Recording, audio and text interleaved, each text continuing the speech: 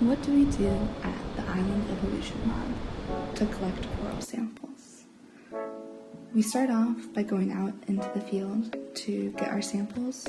Usually we go either scuba diving or snorkeling, and today we went scuba diving in the PD Coral Restoration Nursery.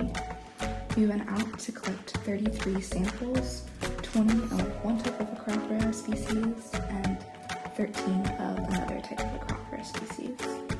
We were able to tag team with the Raymundo coral lab team, who got into the field multiple times a week, so they're all complete pros at this.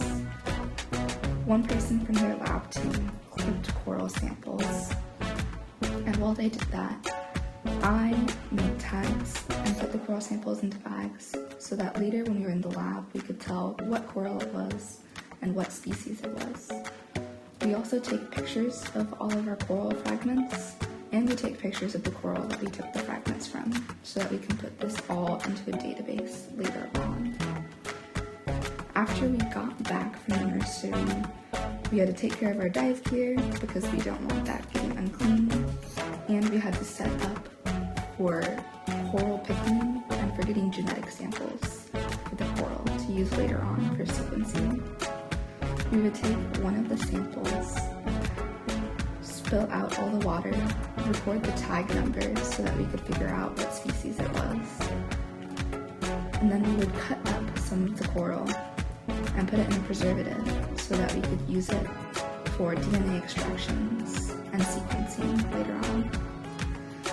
With the rest of the coral sample, we would put it in bleach so that we could have a morphological sample saved in the University of Guam biorepository.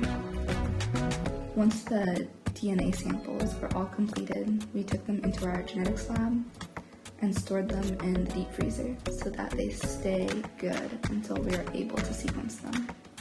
I hope that you enjoyed our video and know a little bit more about what it's like to work in the Island Evolution Lab.